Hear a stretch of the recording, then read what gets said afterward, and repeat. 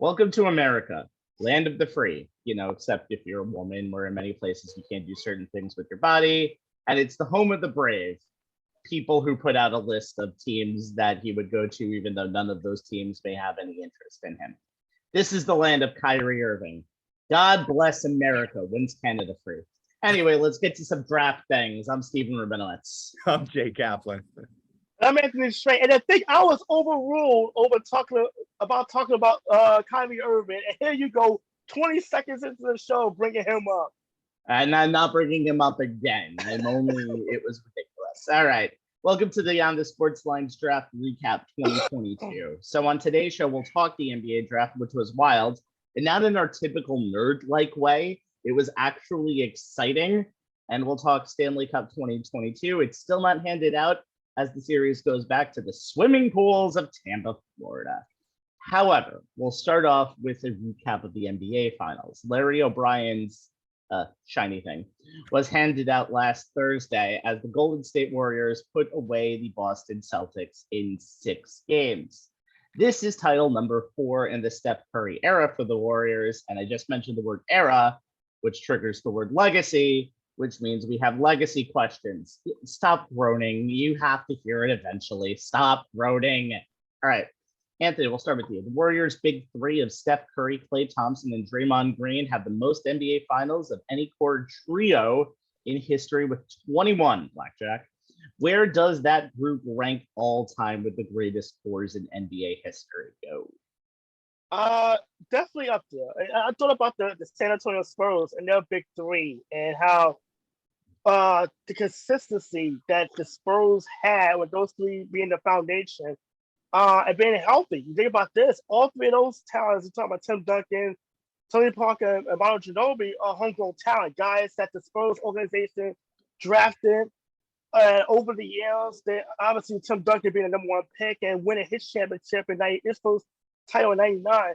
But Manu Ginobili and Tony Parker kind of grown into their own as time went on, and you saw the Spurs being a powerhouse throughout the entire decade in 2000s. I got the Warriors like this too. Think about this. I think of the 4 championships, this one was the most challenging and maybe the most gratifying. 2015, they were the team that kind of came out of nowhere as far as being how good they were. And we saw kind of in 2013 and 2014 the potential. But Steve Kerr being brought in really kind of brought out the best that Steph Curry and Klay Thompson and even really maximize the small ball that we see a lot of teams do today. In 2015, obviously, Kevin Durant was a big part of 2017, 2018. I think it's foolish to kind of overlook when you have one of the best players of all time joining the fray, how much of an impact that could become. But think about what this team was since, 2 years ago. Klay Thompson tore his ACL. Kevin Durant left for free agency. And then going into the 2019-2020 season, Steph Curry barely played at all. And they won league low 15 games before the suspension of the NBA season due to COVID. And even last year, they didn't have Klay Thompson again because a torn Achilles. Steph Curry put on a tremendous season, but could not carry the Warriors out of the play-in tournament by himself. And then it was like the Warriors they live by this mantra of strength in numbers. And you saw when they added Andrew Wiggins, they have these young players in Jordan Poole and Peyton Jr. that stepped in and greatly contribute. But the three, the foundation has always been Steph Curry, Klay Thompson, and Draymond Green. I guess Steph Curry, one of the greatest shooters of all time. You add Klay Thompson, the Splash Brothers, 1-2 combination, 2 of the greatest shooting, scoring backcourt tangibles that we've seen in a very long time. But Draymond Green, and what we saw in this series, you saw the bad of Draymond Green early on in the series, and in games 5 and 6. We saw the Draymond Green that is such an X factor for the Golden State Warriors for so many years. A guy who can chip in and contribute his points, but can be a solid playmaker, a solid defender, a guy who, when he's not being a goon and mixing it up with guys a la hockey, he could be a great contribution. But then we saw Andrew Wiggins, so a lot of people kind of moan and kind of gave a sideline to when the Warriors made this trade. He tributed in 18 points. His defense on Jason Tatum in this series was just phenomenal. And it's a culture thing in Golden State. I thought about the Spurs and that winning culture that Greg Popovich was able to establish. And you think about the Popovich coaching tree. Well, Steve Kerr came from that he played under Greg Popovich, he played under Phil Jackson, and you see him kind of establish that foundation, the culture, it's all about the team, not the individual. Even though they have 3-star players who really put the team above themselves more often than not. And we just kind of saw that it seemed like it's so when we saw the championship celebration, Steph Curry being very emotional, and the flack he got over the years as being the best player on the team, but you needed Kevin Durant to beat LeBron or whatever the case was. Finally showing his critics that he's still one of the best players. Klay Thompson finally healthy after 2 years. And it just felt like the Warriors rolled to this championship. I don't know if they're going to win another one or whatever the case may be. It's wrong to even say they won't. But if this era ends with this world championship and it stops right there, I think it would be a good bookend to the team that was up and coming on the rise 2015 to the Grizzly veteran foundation that was able to kind of eke out one more championship run at the very least. To kind of bookend what has been a really good era of Golden State Warrior basketball. Yeah, I mean, I agree with you. I think you have to put them up there with the magic-worthy Kareem trio of the Showtime Lakers, the Bird Parrish McHale trio of the same era Celtics, the Duncan Parker Ginobili trio that you mentioned. Though interestingly enough, when I look at Steph, Klay, and Draymond, I actually see Jordan, Pippen, and Rodman. Steph is Jordan; he's the Warriors' alpha in much the same way Jordan was the Bulls' alpha. Klay is Pip. Robin is Steph's Batman, the same way that Pippen was Jordan's wingman. And Draymond is Rodman. Both were characters who were Swiss Army knives that got on the nerves and into the heads of opponents. But okay, personality comparisons aside, this Warriors trio deserves to be on the Mount Rushmore of NBA championship trios. Like you said, 4 titles and 6 trips. These 3 guys were the cornerstone players for all of them. This season, with what each of them had to go through, this is the title that I think cinches that legacy. They were never expected to be here, let alone win. Steph wasn't expected to be an MVP championship level player. Klay was coming off 2 years of lost to horrific injuries, so no one expected him to get back to his splash brother elite 2-way play. And Draymond seemed to have lost some of his game, so no one expected him to have a defensive player of the year type year. This was supposed to be the year of the Suns or the year of the Grizzlies or even these Celtics. But this Warriors team, led by this future Hall of Fame trio, showed everyone that when you put a healthy Steph, a healthy Klay, a healthy Draymond on the floor together, surround them with talented, well-coached supporting class like Andrew Wiggins, who made a name for himself this year, Jordan Poole, Kevon Looney, Gary Payton II, and Otto Porter, they're pretty much unbeatable.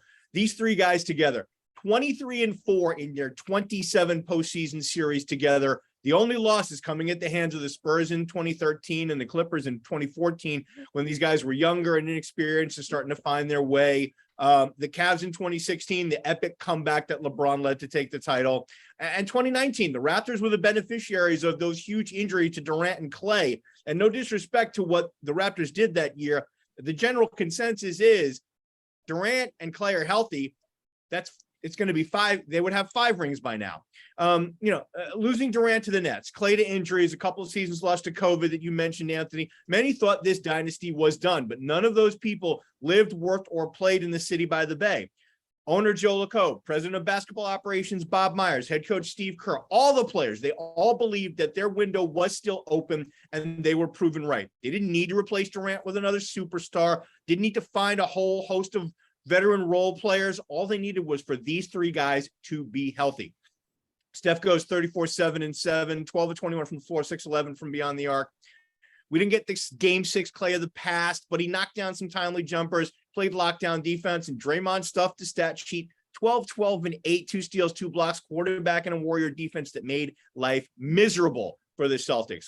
What does that give you? Game, set, Larry O'Brien trophy. Meyer said it best, and here's the quote. I knew we needed to give them a chance. I didn't know what would happen, but I knew we had to let them finish on their own terms. We owed it to those guys to give them that chance to get beat because it hasn't happened when they're healthy. He gave them that chance, and they showed that that dynasty is still alive and it's still kicking. It may be around for a little bit longer. It will, because Steph Curry is 34 years old. So he's got at least 2 to 3, I think, elite seasons left in him. There is a cliff, but that's not coming anytime soon. One thing I do want to say about Draymond before I get to Steph, you have to realize that the IQ and the history that Draymond respects the league in knowing how to be a goon and how to motivate the team is so underrated. He's not a guy who does these things willy-nilly, kind of like Rodman did. He was very talented as a player, but Draymond knows the history of the game. If you've ever listened to his press conferences, you know how he goes back to how people in the 90s took themselves in attitude in 2000. His podcast also. Yep. Yeah, his podcast too. He was one of the first. And his analysis on TNT. Yeah. That's one of the reasons why he's going to be on TNT and has already signed a contract with them when he retired. Okay. But I think this finals, Klay is still coming back from injury. And there were times in this postseason, especially at game 6, where his shot was awful. No offense. He's still coming back. But Steph Curry is possibly at his peak right now. This is a guy who I think before the finals, everybody was talking about how he never won a finals MVP. The guy is averaging 26 points per game in finals games before this series. So you know what? Get out of there with that noise. You don't win a finals MVP. Who cares? But guess what?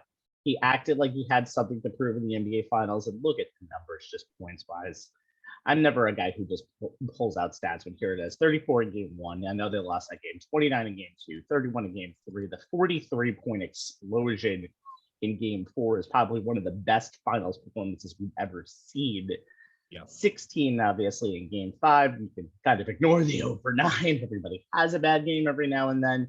And then the 34 of the closeout game. The man's shooting was on point. He forced Boston to kind of go into a different direction and how to defend him. And he was really the man who changed this series from when it was 2-1 Boston to what ended up being 4-2 Golden State. Now, where does Steph Curry rank all time? I think Jordan, LeBron, Kareem, and obviously Magic is still a better point guard because of his overall history. Russell is a winner. Chamberlain was a scorer. Larry Bird revitalized the franchise. And Tim Duncan was the Spurs anchor that pretty much bridged 2 generations. Now when you get to 9, 10, or 11, I have 3 names for you that I can compare Steph Curry's resume to and his finals experience to. One is Shaq. Shaq was a very dominant player of his era, but he could have done so much more with what he had, especially with that 04 team. And you kind of think, even though Shaq was a very dominant player, he does have 4 titles. He has 1 MVP and 3 finals MVPs. So you could think about that.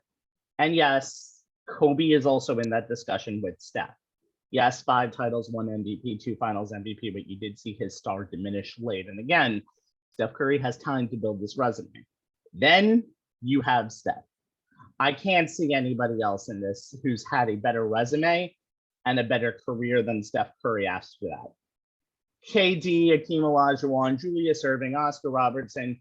You could think of those people in the next portion of the list, or you can compare them to people of the other era, like George Mikan, Bob Cousy, and all that stuff. But when it comes to the top 10 players of all time now, you have to think Steph Curry, because what he did this season is probably better than what he did in 95, or I'm sorry, in 15, in 17, in 18.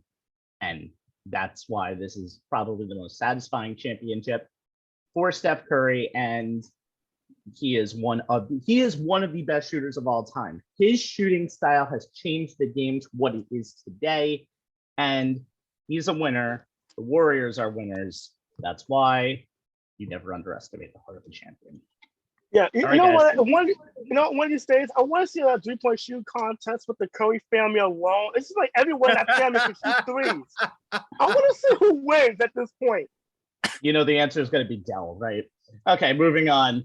I was going with Riley, by the way, but I may be wrong. Riley is still a little too young for this. Okay, guys, Brooklyn was the site yet again where 19 to 21-year-olds can blow their first NIL paycheck on the most ridiculous of outfits in hoping of looking good as they become drafted to their first NBA team. Let's do an NBA draft. Yeah. This is a pretty deep draft in terms of talent in people's eyes, but star-wise, it's been about the top three, who we've pretty known player-wise for about half a year now. It hasn't changed, just the order. And we found out that order on Thursday night. Jay, despite not working him out at all, Paolo Banchero was the number one pick in the NBA draft, power forward from Duke to the Orlando Magic. Now, Jay, you did watch Duke a lot, so you know about Paolo. What did the Magic get with the Duke power forward? I got to say, I was surprised by the pick, but, the more I read, there did appear to be some rumblings that the Magic were kind of leaning this way. He's a ready-made player in the end for the NBA on offense, scoring, passing, playmaking. It's his defense that needs work.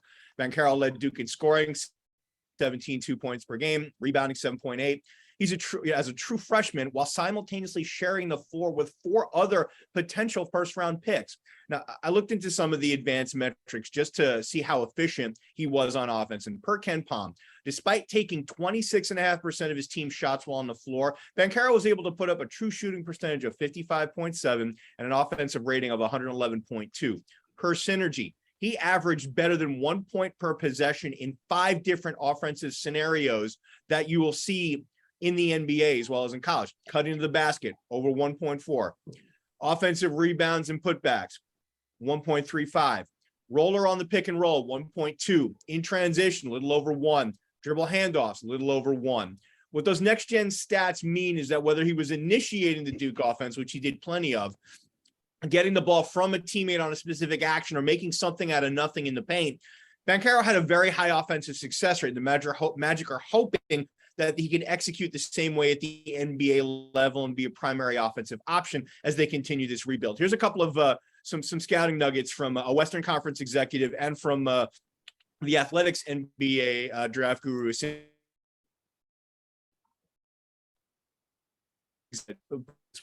This is a offensive toolkit than some of the other top prospects. He's not a great shooter and make shots. He's a playmaker that home for others.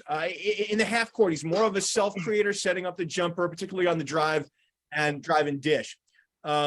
He has really good passing instincts, throws some very impressive passes. The thing that makes it unique, I have no idea whether he's 6'9" or 6'10". He's 6'10", 235.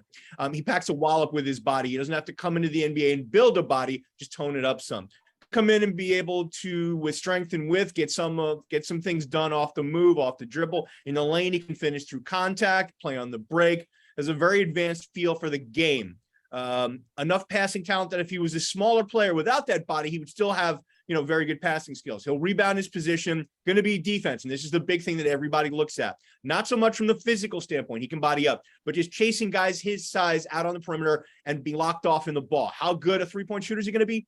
If he gets up to the league average, he doesn't have to, that's fine. He doesn't have to be Steph Curry, just up to the league average. And with his body and ability to handle and pass off the move and finish in traffic, that opens up a lot of things for him. Here's Vicini's scouting report. How you rate Banchero depends entirely on how much you value offensive upside above all. If you want someone who has a chance to carry an offense, then Banchero should be the number one guy on your board, as he was for Orlando. If the shooting comes around, meaning from beyond the arc, and Vicini thinks it will, his game translates well as both a primary offensive creator and a number 2 option. Sharp passer, fluid shot creator, best bag of tricks in the class, and someone who possesses at least enough touch to reasonably project as an excellent perimeter shooter. Genuine mismatch nightmare will continue to be effective in that regard at the NBA level. But can he defend in space well enough to avoid being targeted for mismatches on the other end? Right now, Vicini thinks he would be attacked on defense because of his poor closeouts and bad movement habits in space, and his effort could use a little improvement. But he has the potential to get to a level where that doesn't happen, given his size, strength, and intelligence. But at the end of the day, guys, he's going to be a day one starter at forward for Orlando and be a focal point of that offense. If he eventually becomes even an average NBA defender, then he's going to be one of the cornerstones of the next playoff contender that the Magic produce. I love Banchero. I'm glad he ended up as the number 1 pick. And I think there's a very sky's the limit. But again, one thing that I'm going to mention, the teams that they go to could very much limitate the growth of these players. And I know, Jay, you talked about build a player. That leads us to pick number 2, unfortunately. I mean, if you need somebody whose major weakness is the building, it's Chet Holmgren, who the power forward from Gonzaga, who is now number 2 to the Oklahoma City Thunder. Obviously, the build a player is the huge problem. He is 7 foot, but he is 195. 195. So it's a frame that doesn't really suggest that he's going to be dominant on the hardwood. It just shows that he could be easily bullied by even a Draymond Green or any goon that's out there. However, the skill set of Chet Holmgren, especially coming out of high school, where he was the consensus best player in high school by everybody who looked, means you still have a lot of stuff. He is an average shooter. He is not amazingly great on the shot, but what you get from him is one of the most knowledgeable offensive repertoires that we've probably seen in a very, very long time of any player in the draft. He has a big wingspan. He can be a difference maker on both ends. He still was a stat sheet stuffer, as a lot of people had said. 14.1 points in Gonzaga, 9.9 rebounds, 3.7 blocks, 1.9 assists. And less than 27 minutes a game. Those per 40 numbers are ridiculous.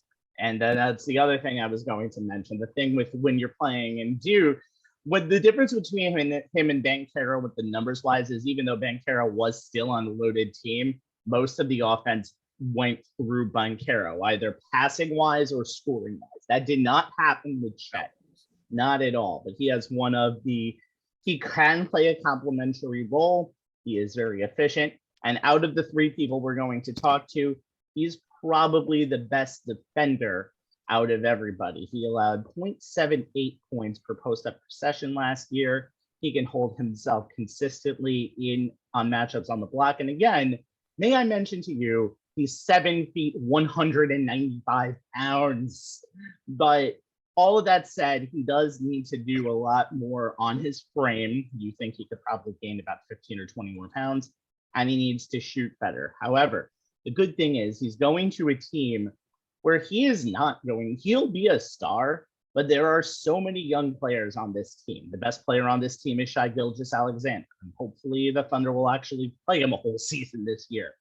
Josh Giddey was probably one of the best and most surprising rookies last year.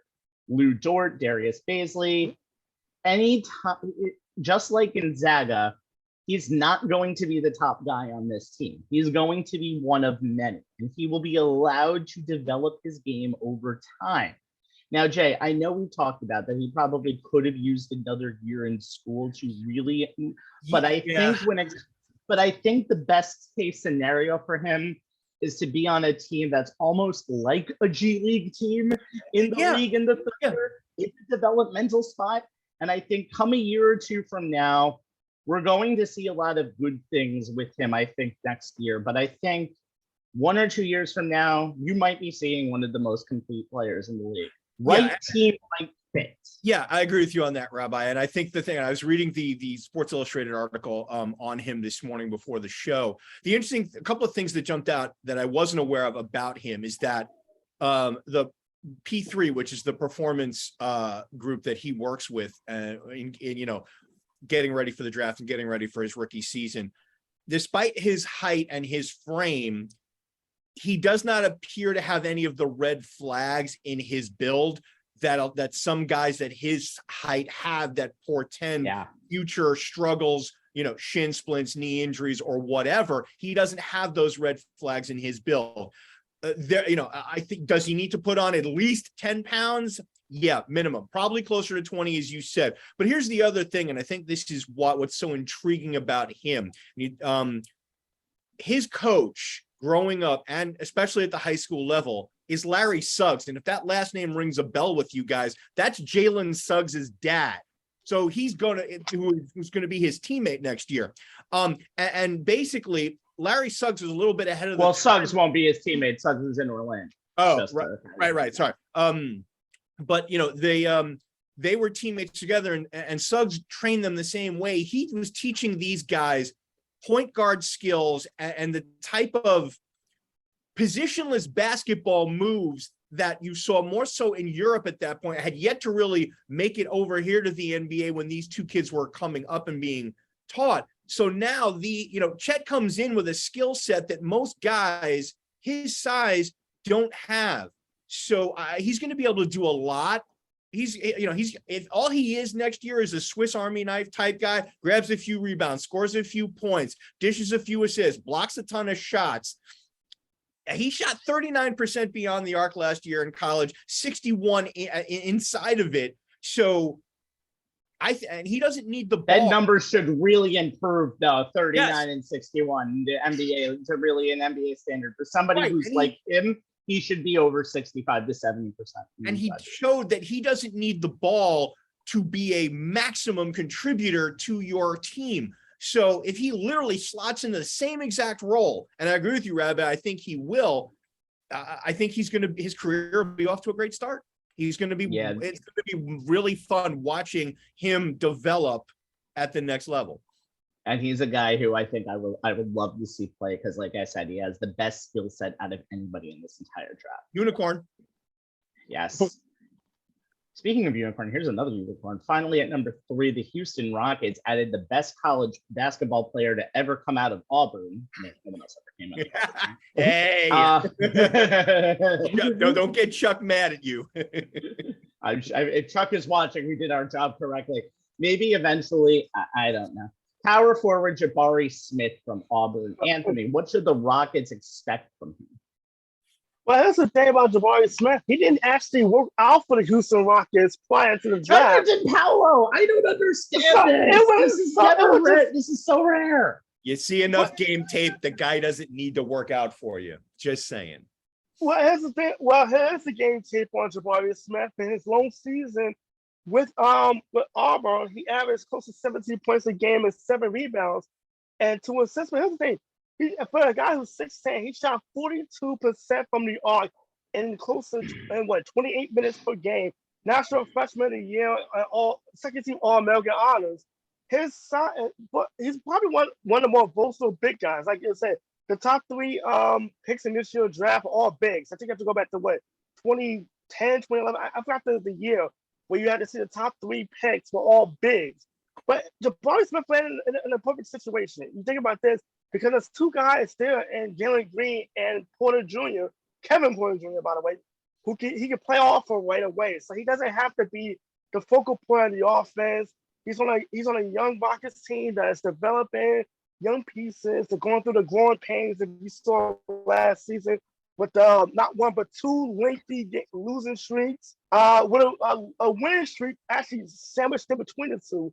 But he may have a chip on his shoulder too. I mean, I don't know if you saw his body language during those first 3 picks. And maybe in his mind, he felt like he was a number 1 pick. Didn't play out that way, but he may have a chip on his shoulder that may aid him as far as developing his game and being able to contribute right away. But when you have a 6'10" guy who is very, very good defensive player as well, his off-ball defense has to improve a little bit. And you also have to work on his game as far as getting to the basket and finishing. I think only 19% of his points came around the basket. He's been strictly big, who can shoot threes, shoot from outside, a la Dirk Nowitzki, if you want to kind of throw someone out there. But he's in a great situation. Just as far as where he's landed, there's no pressure for him to be kind of the focal point that you generally see with a first-round pick on most teams, especially a lottery pick. So it should be interesting to see how he's able to blend in with some of the other young, talented core that the Rockets already have there, and see what happens next season. But I'm thinking a couple of years, I really see him as being maybe as an all-star, maybe, but definitely being a key card for a Rockets resurgence if they're going to continue to take steps in that direction to try to get back into some kind of relevancy in the Western Conference. One thing that I note about Jabari Smith, I love his game. Again, as you said, he has offensive, defensive skills for days. The only problem I have with this team, with the fit to Houston, and it got helped out by Christian Wood getting shipped off to Dallas a couple of weeks ago in a trade where they got back Boban, so even trade. I think one of the things that I'm really very interested in is who's getting them the ball. I know this is going to be a pick and roll combination for years between Green and Smith, but I feel like with Porter, with a lot of this team, you have Jay Sean Tate. There's only, and you have Ty Washington. And that's who's going to get him the ball, Rabbi. Yeah, that's a guy who's going to get him the ball too. That's the guy who's going to get him the ball. But Ty is still very, very immature. You don't think he's not going to be a great NBA player for at least 2 to 3 years? I'm very wondering what the Houston makeup of this team is going to be next year.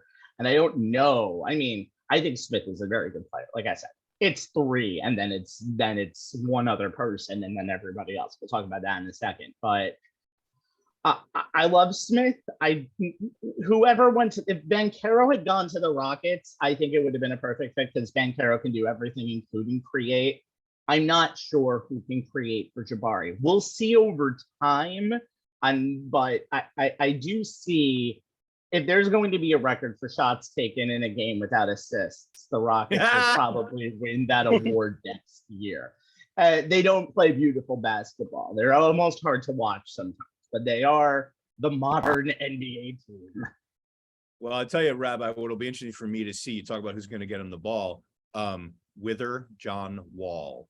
Just saying. Well, that's another story for another time. All right. Guys, we now talk about the 5 words that make every New Yorker cringe. Knicks are on the clock. Now, in the words of Jack Bauer of 24, the following took place between 9 p.m. and 10 p.m. on June 30th. Viewer discretion is advised. So here we go. It took me about a day to come up with this actual explanation. So here we go. The Knicks had the original pick that they had at number 11 in the first round, selected Ousmane Dieng from France. Dieng immediately got traded to the Thunder at number 12 for 3 future first-round picks, all of them which are lottery protected for the next 2 years, and the Thunder's pick at number 12, not one of them. Then, later on, they traded for number 13 pick Jaden Duren, giving up one of the first-round picks that they just got from OKC, and 4 second-round picks, 3 from next year, 1 from 2024. But wait, there's more. Duren and Kemba Walker immediately went in a final deal to the Pistons, and back comes another first-round pick, protected until 2027. I believe this is the Bucks pick, and 2027 is actually when this explanation will be over. Anthony, final haul for this first round. 2 first-round picks next year. They're protected for a little while, so they may not get them next year. First round pick in 2025, that's the big one. It's only protected from 1 to 4, and $18 million in cap space. You know what they say, you can't measure heart, but you can surely measure cap space. Now, Anthony, did you get all that? I think I did. I got What's lost. Your thoughts?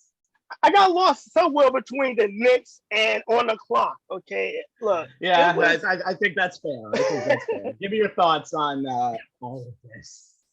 Well, I think it's pretty obvious that the Knicks focus is more on free agency than the draft this year. And let's be honest, outside of the top 3, this was not a draft that was going to be rich in generational stars. Yeah, and stars and like organizational game changers, at least right out of the gate. But I do think the Knicks had a need at wing and a 3-8 player that was it was 2 of them, but it was one in particular that was sitting on the board at number 11 that I thought the Knicks could have taken and would have put a good fit for them. That was AJ Griffin out of Duke, the 6'6" wing guy with a 7-foot wingspan, and here's some of the numbers I look at because he's a good he was a great wing defensive player.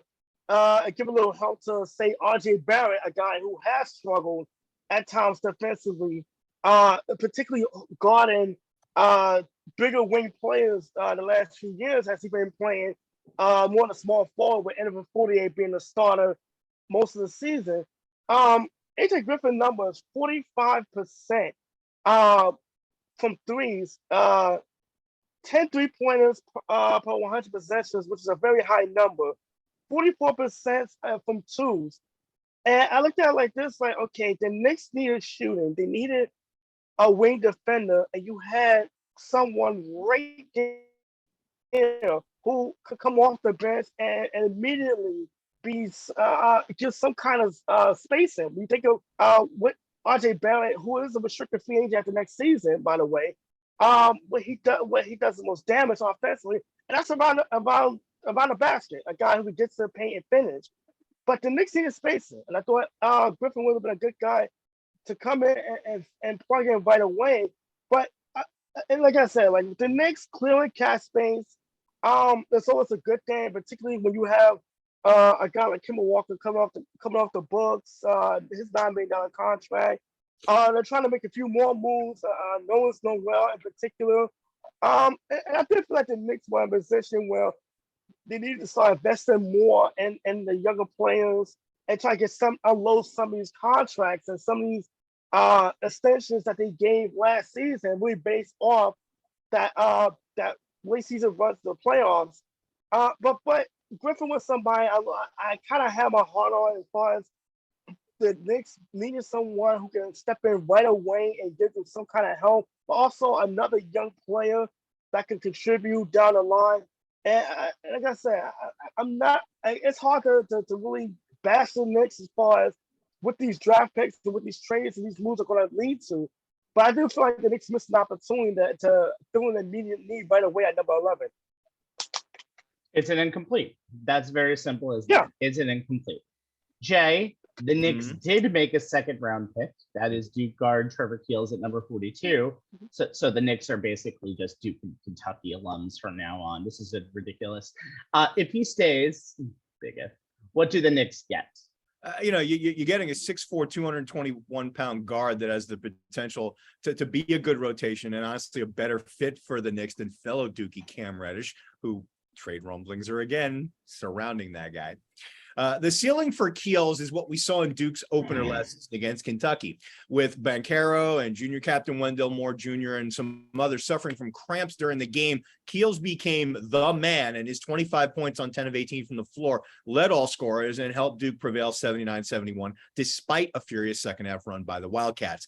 Keels showed in that game his ability to get downhill, use his frame to create for himself as a driver and a shooter, and the next-gen stats bear this out.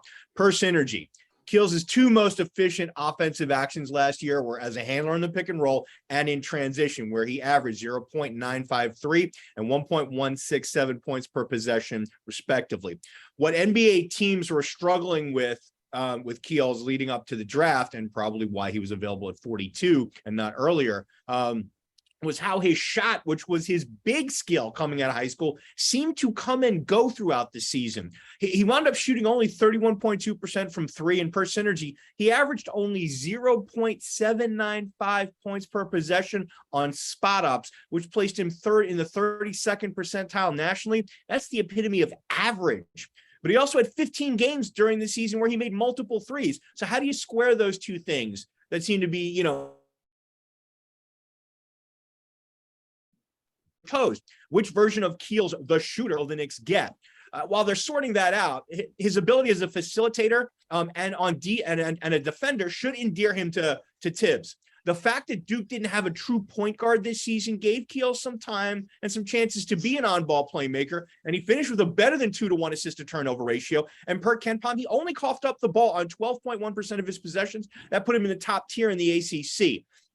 On the defensive end, Keels showed an ability to guard without fouling last season.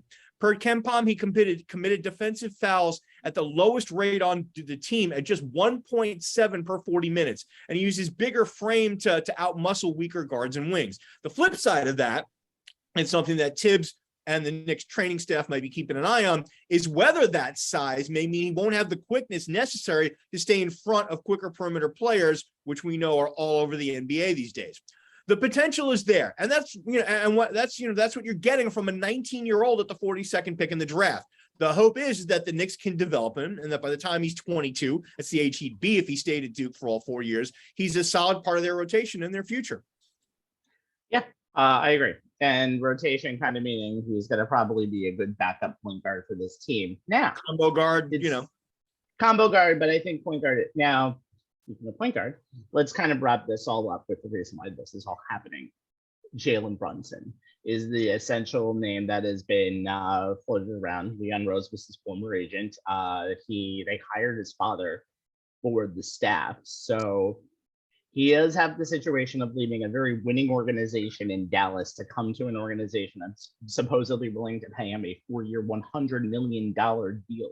Really, you did this for winning organization in Dallas? We could argue about that. That was for the Knicks, not Dallas. No, it's to, but they can give him 4 years, $100 million, and that's really the sweetener to the whole thing. Yep. I do have to say this. As much as I understand what the Knicks are doing, as much as AJ Griffin would have been a very good player for this team, the Knicks just decided we have a plan for this season. We want to get our point guard. We think we can be cinched up at point guard for at least 3 to 4 years. We don't have to worry about that being a rotating spot. I appreciate the fact that they're going in with a plan. I think with the fact that they got more money off of the books and they're already at $18 million, like I said, of free cap, they can get more players in free agency. And I don't think it's going to be to re-sign a lot of people, although Mitchell Robinson is up. And I think the Knicks need to take a flyer on him for a little bit longer because his ceiling is pretty damn good. However, if this doesn't work, Jalen Brunson doesn't sign, if Mitchell Robinson doesn't sign, and the Knicks have to go in and basically do what they did last year and get the second crop of free agents just so they can say to their fans they spent money, this doesn't work. And if that doesn't work, this could be a clusterfuck. So good luck, Knicks, in free agency. You put all your eggs in this basket. Let's hope the Easter Bunny is coming for you. Yeah. All right, guys, let's go to one more basketball segment. Other teams besides the Knicks, Rockets, Thunder, and Magic actually did things in this draft. Perhaps good ones, but outside of the Thunder, you're not going to see the good ones in this segment either. Jay, yes. Speaking of Kings, give me Yep. a pick that you like from their first round and you love their number 4. I do. I really like Keegan Murray, the forward out of Iowa, going to Sacramento at number 4. He consensus first team All-America selection, led the Big Ten in scoring 23.5 per game, third in rebounds, 8.7 per game. Only player in the nation averaged 23 and 8 last year, led the nation in player efficiency rating of 37.8. Prototypical NBA forward on a team that is in dire need of one. And he's about as plug and play a day one guy as anyone in this draft. I'm going to run down the scouting reports from Sam Vecini, who's the Athletics NBA draft guru, and NBA columnist Jason Jones, who has covered the Kings for years. This is Jones' take on his fit in Sacramento. Figures to be a solid rotation player from the start. I agree. Which will partially address Sacramento's glaring lack of size and depth on the wing. Exactly. One of the reasons that Kings have been so bad defensively is their lack of length on the perimeter. Besides Harrison Barnes, Sacramento hasn't had a player in the 6'7" to 6'9" range who has stayed in the rotation consistently in recent years. Murray's ability to score from the perimeter should help De'Aaron Fox and Domantas Sabonis have more room to operate on the court, as defenses will have to respect Murray's outside shot. Though he might not project as a star, Murray should help immediately, which is what the Kings need, and it's why I like this pick, as they're eager to end the NBA's longest ever playout drought at 16 seasons. If the Kings weren't going for the player with the most upside, Jaden Ivey, they had to get a player who can be in the rotation from day one. Murray fills that need. His ability to play in transition makes him an ideal fit to play alongside Fox, Davion Mitchell, and the rest of the Kings who are at their best in the open floor. Murray's game complements the skill sets of Fox Sabonis, and that makes him another needed piece in what the Kings are looking for to eventually make the playoffs. And here's Vicini's scouting report on him. Here's the summary. I buy Murray being an impactful NBA player and probably a starter who puts up numbers as a scorer. He's going to knock down shots, attack closeouts, and take advantage of any leverage-based mismatch he gets. I brought up Tobias Harris earlier, and that's been the NBA comp that has been most kicked around when talking about Keegan Murray. And he's ultimately the guy I see most when I watch Murray. I agree with that. Murray is at his best when keeping things simple with no frills. He's going to push the ball in transition, catch and shoot, make the occasional mid-post self-created bucket, and hit opposing guards on post mismatches. I also buy him as a shooter from all over the court in a variety of situations, meaning coaches will be able to move him around. Ultimately, it all comes down to whether you buy him as a switch guy on defense who can at least hold up at the point of attack, even if he's not truly impactful, meaning he won't get hunted in mismatches. I think I buy him holding up enough not to be a liability when combined with the offense he provides. He's a pretty safe prospect to project. I don't think he's a guy you have to take out of the game because he's getting crushed in switches. He's skilled, strong, and he's fundamentally sound. I wouldn't be blown away with Murray as a top 5 pick, and it's not going to be the sexiest upside play, but he's going to be a good NBA player, and I can't agree with that more. And I think Murray's self-analysis of his own game and his fit in the NBA pretty much sums it up. And here's the quote from the kid. I'm not even close to where I think I can be. I feel like for me early on, I'll be a guy that will do whatever is necessary for our team's success and just kind of fill that. I feel like I'm a guy that can space the floor, stretch the defense out offensively, shoot threes, catch and shoot, play off the dribble, play in transition, and just do whatever is necessary for the team to win. I know that I'm supposed to be here. I agree 100%. This, to me, is a great match of pick to team. I 100% agree with you. By the way, 37.5 PER. And yep, I mentioned that. By far the best. Yep. Sorry, I don't listen to you sometimes. One thing that I do have to say about the top 6 picks that is something that I really like, and that's one is all of them have a good college pedigree. Every one of them really excelled this year, up from Benedict Mathurin at number 6. And yes, this is a draft. Draft is always about potential, but you have, as Jay said before, you didn't need to work some of these people out because you saw them on tape in some big damn games. And the good thing about Keegan Murray is he was a big time player who excelled into what he was this year and allowed him to be the number 4 pick in the draft. Yep. Anthony, negative time. Give me a pick you did not like from the first round. I was going back and forth with this. I had a toss up between the Cavs and Denver. And I think I like this, but in the Cavs case, they're still a young team. So even though picks have some upside and some potential and room to grow, some of the picks the Nuggets made Thursday night was a little bit of a head scratcher because I'm thinking you're picking them based on potential, but you have a 2-time MVP and guys mostly in win now mode.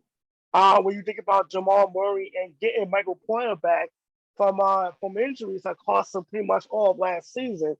At 21, they picked Christian Braun out of Kansas, who really the upside's pretty limited, and he's really more of a catch and shoot guy, which is real because if you don't have anybody who can get him the ball and you're relying so much on Jokic's playmaking ability, he can get open to get him some open shots. I don't know how exactly he's gonna be able to fit in right away, but also late in the draft and especially the first round, you see more picks have a bit of a stretch. And Peyton Watson is definitely a bit of a stretch at number 30 when you realize the guy barely played at UCLA. Like he really barely touched the basketball court.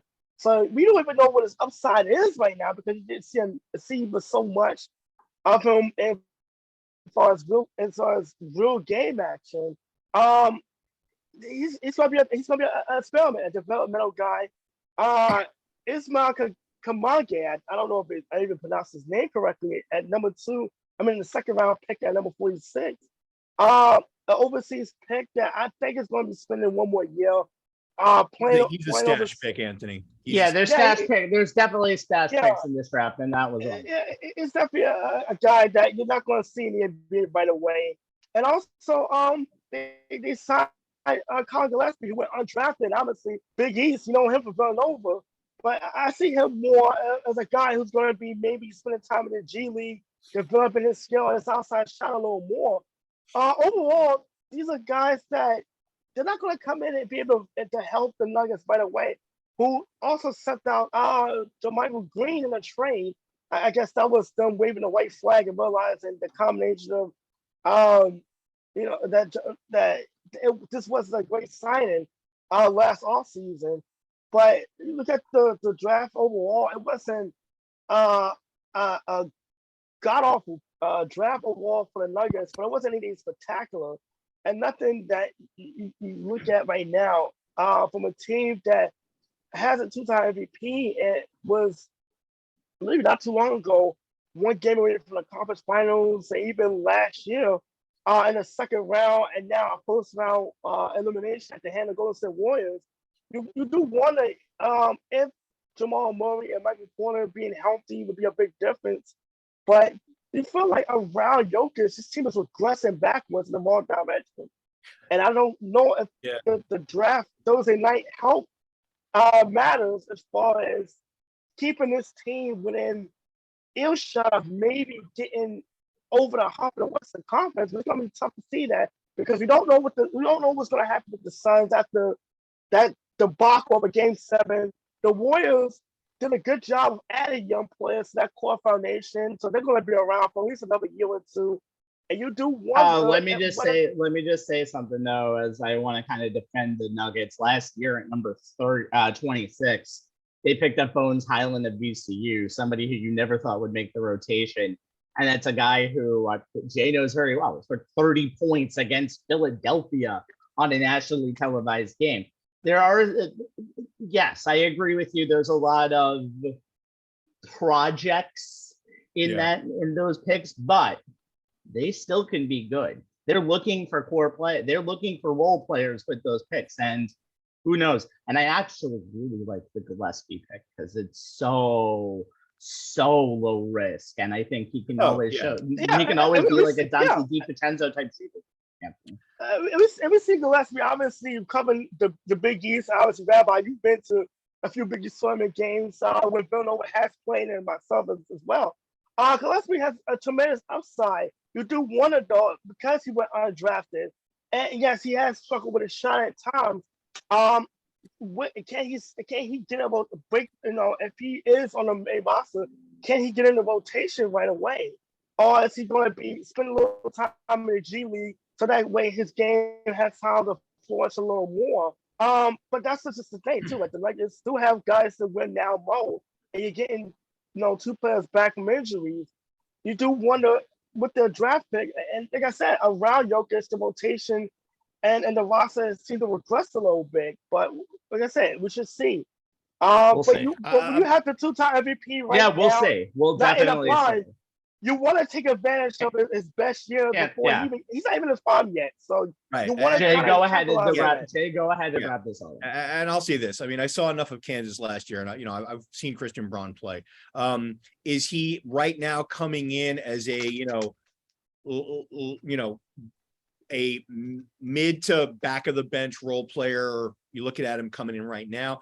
Yeah, maybe. But here's the thing, and we've talked about this. We've been reading about the guys in this draft for a month now, and Rabbi has said it more than once, and it's been echoed throughout the sports media who's covering the NBA draft.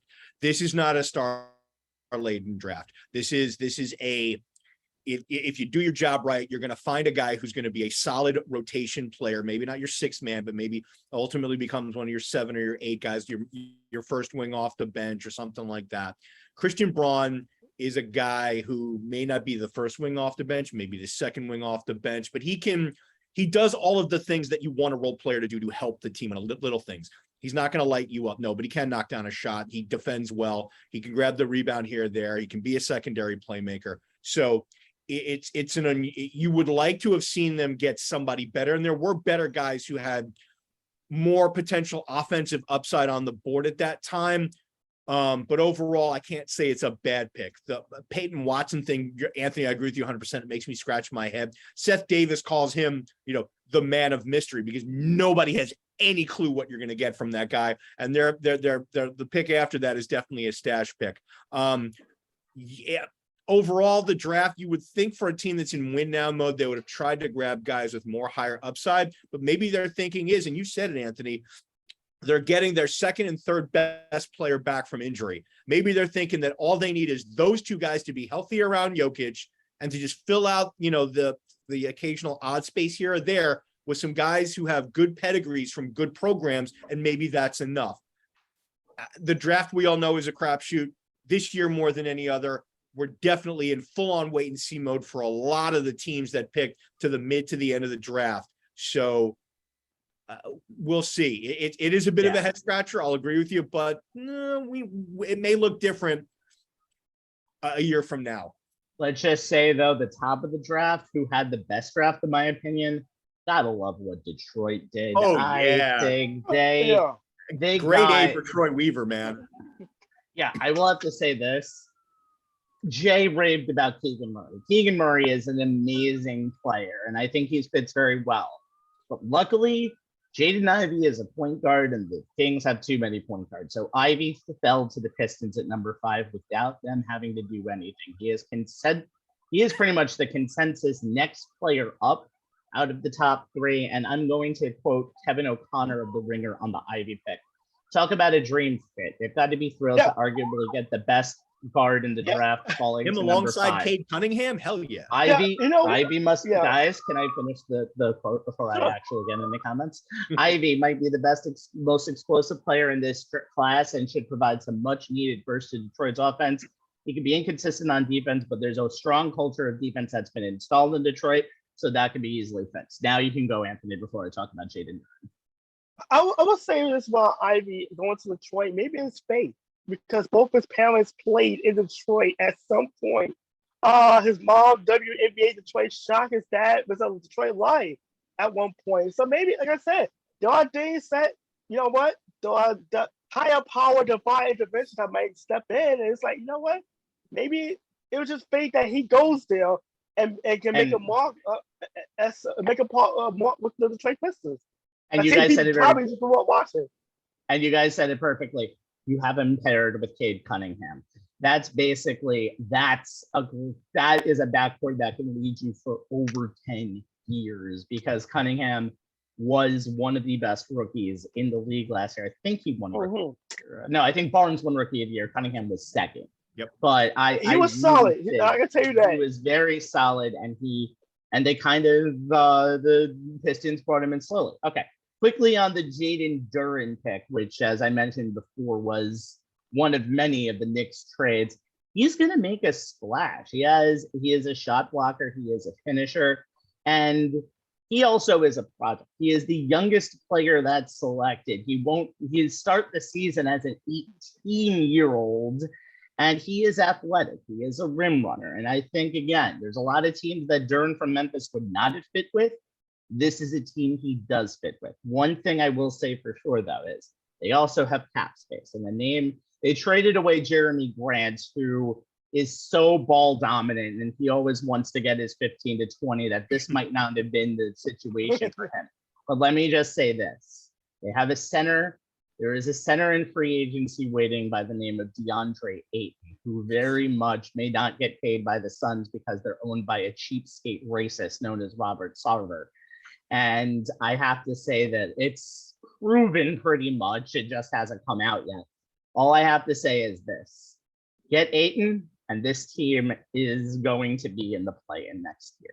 Straight up. I have a feeling Detroit has a huge future ahead of them. And we talked about last year how the East was so deep that didn't even include Detroit. Get ready, guys. Detroit's coming. You know what? Seeing them down in Miami take the Heat to give the Heat all they had in the game I attended, they have a ton of upside and a lot of cap space too, by the way. So they're there. They're getting there. Yeah, I mean, Rabbi, I'm a big fan of how does a pick fit with the team that takes him, and that's whether it's the NBA draft or the NFL draft or whatever.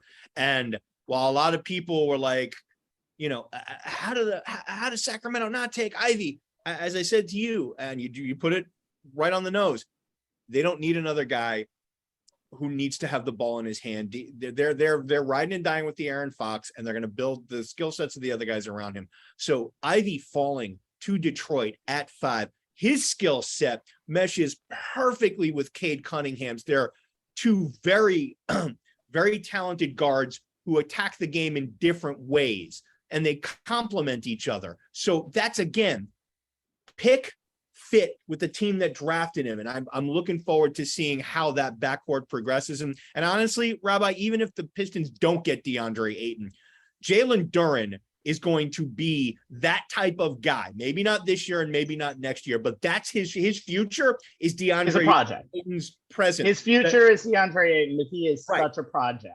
But you know what? As far as an 18-year-old kid is, he comes in, he's got the decent big man skills that you're looking for. He can rebound, he rim protects, as you said, he rolls to the rim, he finishes well. So you're not going to throw him out there for 35 minutes, but I'll tell you what, he's going to give you some really good 20 to 25 minutes coming off your bench as he develops and gets his NBA career going. And I'm telling you right now, if he develops the way I think he will with the skill set that he has, I'm telling you, he will be 2-3 years from now what you're seeing from DeAndre Ayton, because as you guys remember, when Ayton came into this league, he was what Jalen Duren is now. We'll see what happens. All right, guys. Finally tonight, hockey. As Lord Stanley's chalice is going back to Tampa, where it might melt, the Tampa Bay Lightning staved off elimination for the 3rd time this postseason. Remember, they were down 3-2 to Toronto in round 1 after winning Game 5 of the Cup Finals on Friday 3-2. 3-2 is what the series is now in favor of the Colorado Avalanche. They have a chance to win Game 6 in Tampa later tonight, or it's winner take all back at the Ball Arena in Denver on Tuesday. So let's look ahead. Jay, it's time to tell me how the Lightning survived tonight and ultimately lift up said chalice back again on Tuesday. Anthony said it best when we were talking angles for this segment in the aftermath of Game 5, and said over text, the Lightning are Rasputin-like. You just can't put them away. And you know what? I prefer Rudy Tomjanovich's line, which the rabbi invoked earlier in our NBA segment. Never underestimate the heart of a champion. But both apply to the 2-time defending champs. To borrow from Joe Smith's piece in The Athletic, and here's the quote: "But this determined group of warriors just refuses to die. They're not ready to pass the torch. They're not ready for another team to hoist, hug, and party with their cup." They've already beat 3 50-win teams, including the President's Trophy winning Panthers. They've taken out the Hart Trophy winner, the Vezina Trophy winner, and now they're up against the Norris Trophy winner and an Avs team wanting to start their legacy. But if they're going to force that Game 7 back in Colorado and become only the 2nd team in 35 tries in NHL history to come back from being down 3-1 to claim Lord Stanley's chalice, it's all about Andrei Vasilevskiy. Which version of him shows up in Game 6 determines whether or not the Lightning head back to the Mile High City. We got the facing elimination version of Vasilevskiy in Game 5. He stopped 35 of 37 shots, 946 save percentage, 2 flat goals against, and a .28 goals saved above expected per Evolving Hockey. In these Stanley Cup playoffs, in Lightning wins, Vasilevskiy has a 953 save percentage and a 154 goals against average. In their losses, he has an 864 save percentage and a 438 goals against average. We saw him backstop the Lightning to come from behind series wins against Toronto in round 1 after falling behind 3-2, and in the Eastern Conference Finals against the Rangers after losing the first 2 games at MSG. Vasilevskiy has allowed 2 goals or less in every Tampa Bay victory since round 1. So the formula would seem to be simple on paper. Just keep the Avs to 2 goals or less, and the Lightning will have a shot at a 3-peat. The Lightning Stars played like stars in Game 5, and they'll need to do so again at Amalie Arena in Game 6. But at the end of the day, it'll come down to Vasilevskiy and which version of him steps between the pipes once the puck drops. Going to be very fun to see. I love Vasilevskiy. He is by far one of the best playoff goalies we've ever seen. Anthony, 2 chances for the Colorado Avalanche to drive this stake through the heart of Tampa. How do they get it done? Well, they have to get back to playing fast and playing with their speed like they did earlier in the series. I don't know if you guys noticed in Game 5, but weren't they lacking a little sense of urgency for a team that was up 3-1 at a chance? Absolutely. To put the nail in the coffin, and like it was sort of like Brandon Tampa Bay. We saw them do this with the Rangers in the previous round. where they take away what you do best, and that is the speed to the neutral zone. They did it to the Rangers. They slowed it up a lot with Colorado. But Colorado has the size and the defenseman and athleticism can kind of get in front of Vasilevsky, which they were able to successfully do early in the series. They have to get back to that. They have to get back to the fast starts, beat up and use their speed, get to the neutral zone, chip the puck in, and get to and win those battles along the boards. And they really, in game 5, they were going through the motions. I don't know if they were counting down to the idea of holding Lord Stanley's chalice, or getting the names etched in the trophy already before they actually had to play a game. And it was just the state got to get a sense of urgency in game 6 on the road in Tampa in a building where the Lightning are so hard to beat. But also another question: where was the real Darcy Kemper? Because if there's anything he's been consistent, he's been consistent at being inconsistent throughout this playoffs. It's just that Colorado's been so good in front of him that little nugget has been overlooked. Look, the pressure's on. We saw that he'd be really good in this series. He stopped 116 saves on 129 shots through 5 games. Very impressive. But when you're throwing the fact that, yes, he had a shutout in game 2 and got ran out of building in game 3, literally 2 nights later, and then game 4 stopped a 17-shot barrage where he was virtually under siege in the first period of game 4, and then didn't have to do much as Colorado took over the game as far as puck possession in game 3 and overtime in game 4. And then in game 5, there were 2 goals that Tampa scored that he initially stopped but couldn't make a clean save on, and they got through, and they just got past him into the back of the net. They need Kemper to play his best. His best game is going to have to be tonight, because you do not want Tampa going with a game 7 on the road. They've already won a game 7 on the road in round 1 in Toronto, and that building against a fan base that was starved to finally get to break through to a playoff series win. They do not want this team having another chance and with a 3-peat on the line, being at their absolute best. Kemper's going to play his best game. It's going to have to be tonight. I talked about when the goalie has to be at their best. We saw it with Shesterkin. We saw it with other goalies in this series. We see it with Vasilevsky too. With the backs of the wall, how good he can be. With Kemper, he's going to have to play like this team is on the other end of the 3-2 special, and the season's on the line. Because right now, this is the average season. They have to win this game, because they go back to game 7. All the pressure's on them, regardless of them being at home. The Lightning are a championship pedigree team, and Kemper's going to have to bring his A game tonight. Anthony, you just said it perfectly. This is a must-win game for both teams tonight, because I think you're going to see that sense of urgency from Colorado, because you don't want that game 7 to happen, because Vasilevsky is a much better goalie than Kemper, and there are players on the Lightning that have done this in their sleep for championships, and that could be like the cherry on top to this Lightning dynasty. One thing I do have to say, no panic whatsoever, but I think tonight is going to be a lot different. However, one thing I noticed in game 4, the Avalanche are the more talented team. The Avalanche are the younger team. In that first period in game 4, the shot total was 17-4. And as I've said, Vasilevsky could have had a beach chair in the net. That's all the defense was amazing under him. At the end, Colorado got 35 more shots on Vasilevsky in not even 2.5 periods.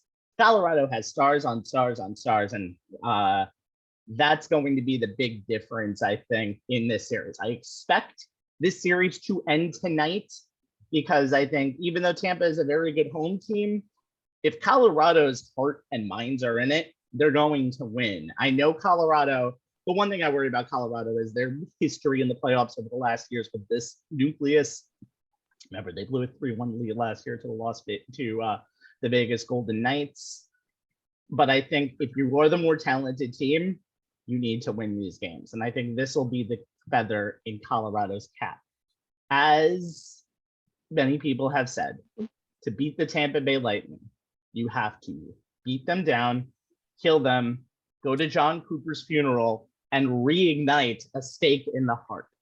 That's the way the Tampa Bay Lightning do. In the words of Ruth from Ozark, if you want to stop the Tampa Bay Lightning, you're going to have to effing kill them. And that's exactly what needs to be done tonight. Okay. I want to say this. The first 10 minutes of this game tonight is going to be the most important 10 minutes of the season for both teams because it's going to dictate what's going to happen the rest of the game. If the Avalanche can establish their game right away, the Avalanche have a chance to end the series tonight. But if Tampa Bay gets out to that slow, you're not getting through our neutral zone 1-4-1 trap defense, sluggish game, we may be looking at a game 7 Tuesday night. Well, it's basically winner take all. Okay, guys, before we go, I want to kind of do a quick rant. I want to bookend. This is a positive rant. My first positive rant to the show. Okay. I want to bookend what we talked about with the Warriors earlier. And I want to praise them, but not for their play. I want to praise them on being one of the best petty teams in the history of the NBA. I'll start with this comment made last year when the Golden State Warriors got eliminated by the Memphis Grizzlies in the play-in game. Steph Curry said, "You don't want to face us next year. We're going to be hell to defeat." Guess what? They won a title. And then came the best tour of petty that I've ever seen. Let's just count up some of the quick things that happened over the last week since they had won the title a week ago Thursday. In the post-game interview, Klay Thompson, model citizen and person who you can say is one of the most respected and nicest and humble players in the NBA, immediately quoted Jaren Jackson Jr.'s strength in numbers tweet from God knows when back and said, "I hope I retweet. I can't wait to retweet this." By the way, he never retweeted it from all we know, so who knows what happened. Day after, Draymond Green wore a Boston Celtics t-shirt that had the 16 titles in there, or 17 titles, and the 18th title is still a hole being X'd out. Even Draymond Green mentioned to many people that on Sunday, the day of what would have been a game 7, saying, "Big game 7 today, I'm ready to go." Whoops, that never actually happened. Then came the championship parade, where Draymond Green told all of the haters to shut up, as apparently he was promoting his Hulu series with Deepak Chopra. Also, you had Steph Curry bringing every known piece of hardware to his championship parade, including an all-star MVP hardware. I'm not 100% sure where the all-star MVP kind of relates in terms of all of your hardware, but that's exactly what happened. And then we have Klay Thompson. And in the words of Klay Thompson, anything was possible at that parade. Klay Thompson did exactly what Tom Brady did a little over a year after, not necessarily remembering most of what happened during that parade, but guess what? It happened. All I have to say is this. The big three of Golden State deserved this victory lap. I'm never one for being a celebrator of pettiness, because there were levels of pettiness that was great. I think he also, Draymond also, when talking about that, said, "Oh, you're not playing in this game," and also mentioned a couple of things to people who retweeted him. I will say this. I'm very happy for the Golden State Warriors, and I'm more extremely happy that their social media game was on point. When you win a title, you get to do whatever the hell you want. You have receipts, you get them to be collected. Congratulations to the Golden State Warriors. You can call them the heroes that we never thought existed, or you can also call them the villains that the NBA actually needed. Either way, cheers to the Warriors, guys. They are the true champions of the league, and they deserve every little bit of this victory. Amen to that.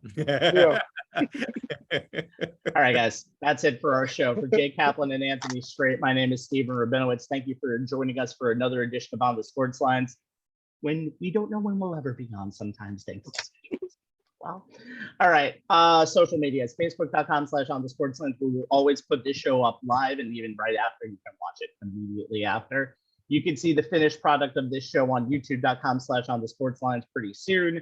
And Jay, You can follow us on Twitter at ONTH Sportslines, where you will see the link to today's show, as well as links to some other interesting sports tidbits of note that we think are worth your time to check out. it's summer, guys, so we'll talk the All-Star game break next time on the Sports Lines, where we'll talk about our Mets and Yankees, and we'll try to keep everything as humble as possible, but I can't.